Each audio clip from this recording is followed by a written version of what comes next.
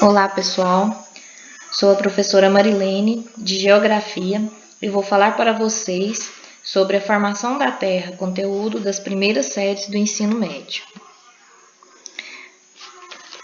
A teoria mais aceita pelos cientistas é a do Big Bang, que afirma que o sistema solar surgiu de uma grande explosão. Isso foi demonstrado no vídeo documentário A Construção do Planeta Terra, que sugeri que assistissem. É um ótimo documentário, muito explicativo. E segundo essa teoria do Big Bang, o nosso planeta era, no início do seu processo de evolução, uma grande bola incandescente, constituído por rochas derretidas com uma temperatura de mais ou menos 1500 graus Celsius. Com o passar de vários milhões de anos, a Terra foi se resfriando e solidificando, e a camada externa formou a litosfera. Nosso planeta era assim no início do processo de formação. Quando a Terra começou a resfriar, liberou gases e vapores que deram origem à atmosfera. A condensação do vapor de água na atmosfera formou a hidrosfera. E a junção das três esferas, atmosfera, a camada de ar, hidrosfera, que é a camada de água, e a litosfera, a camada sólida, de rochas e terra, formaram condições propícias para o surgimento de vida no planeta, surgindo assim a biosfera, a camada de vida animal e vegetal. Agora, vamos falar sobre a estrutura do nosso planeta e a formação do relevo. O planeta Terra é constituído de 3 camadas.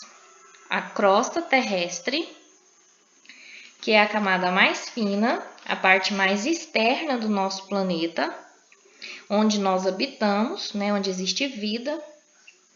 Abaixo dela, nós vamos ter o manto.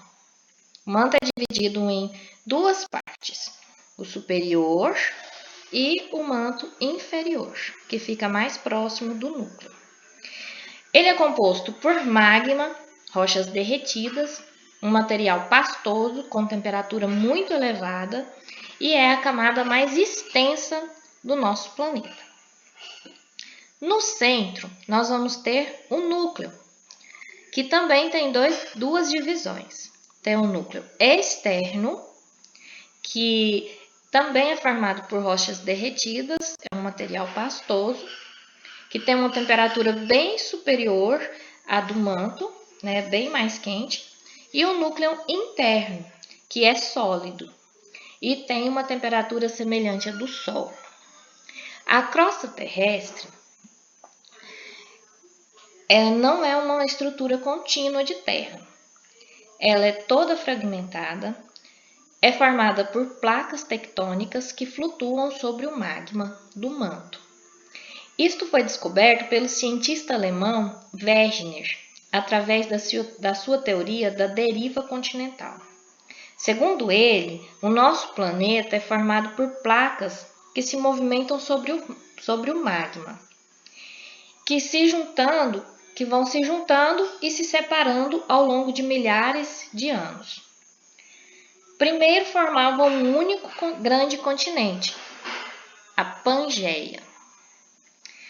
Depois, eles se dividiram em 2 e formou 2 continentes, Laurásia e Gondwana. E continuaram se dividindo, como mostra a figura.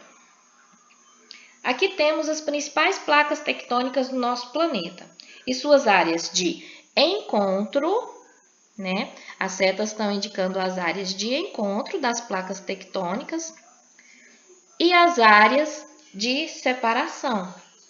São essas setas que cada uma vai para uma direção. E esse movimento das placas tectônicas vai dar origem aos abalos sísmicos, ou seja, aos terremotos, aos vulcões, maremotos.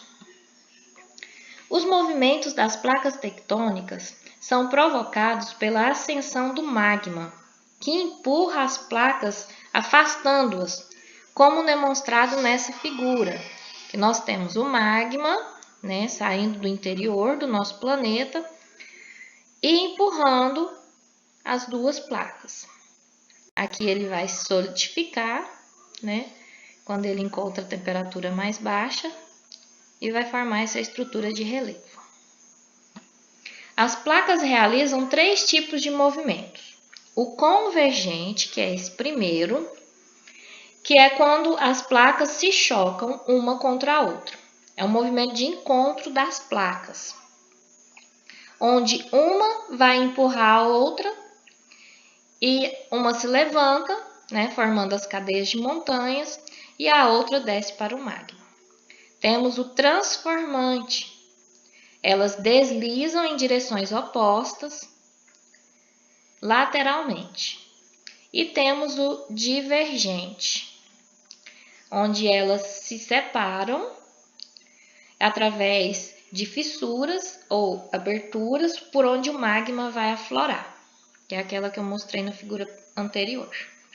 E o que é tectonismo? É um fenômeno provocado pelas pressões que as camadas interiores do globo exercem lentamente na crosta terrestre.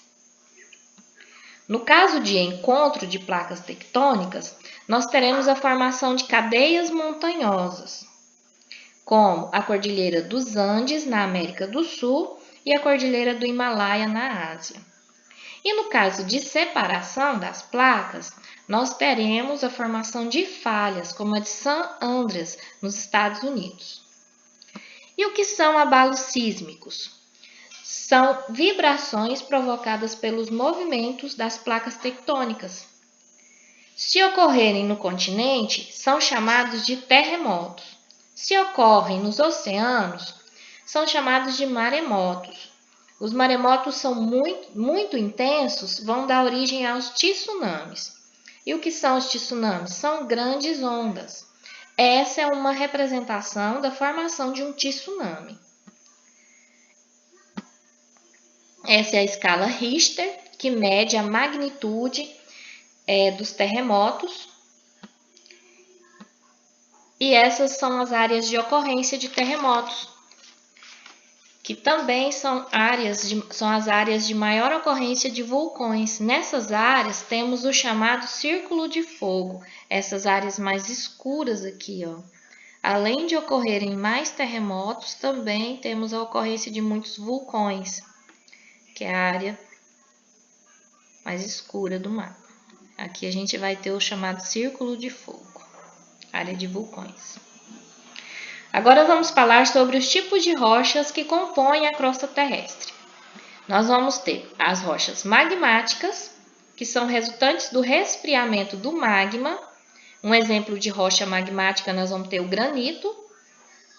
Vamos ter as sedimentares, que são resultantes da acumulação de sedimentos provenientes da fragmentação de outras rochas pela ação da água, de chuva, gelo, do vento ou do calor do sol.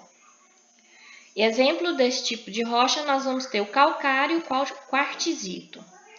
Temos as metamórficas, que são rochas que foram compactadas devido a grandes pressões, grandes pesos e elevadas temperaturas. Um exemplo de rocha magmática, nós vamos ter o mármore. Bom, pessoal, essa foi a nossa introdução ao conteúdo do segundo bimestre, que irá auxiliá-los nas atividades para quem ainda não fez, né? E para quem tem dúvidas, me procure e até o próximo vídeo.